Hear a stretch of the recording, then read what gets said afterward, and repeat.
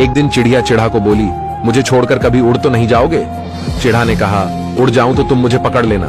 चिड़िया बोली, मैं तुम्हें पकड़ तो सकती हूँ लेकिन फिर पा तो नहीं सकती। यह सुनकर चिड़े की आंखों में आंसू आ गए और उसने अपने पंख तोड़ दिए और बोला, अब हम हमेशा साथ रहेंगे। फिर एक दिन जोर से तूफान आया तो चिड़िया उड़ने लगी तो चिड़ा बोला, तुम उड़ जाओ, मैं नहीं उड़ सकता। तब चिड़िया बोली, अच्छा तुम अपना ख्याल रखना, कहकर उड़ गई।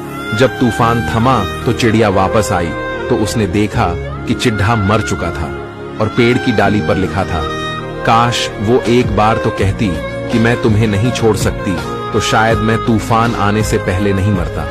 दोस्तों, आजकल के रिश्ते भी कुछ इसी तरह के हैं। एक बेइंतहा प्यार करेगा तो दूसरा टाइम पास।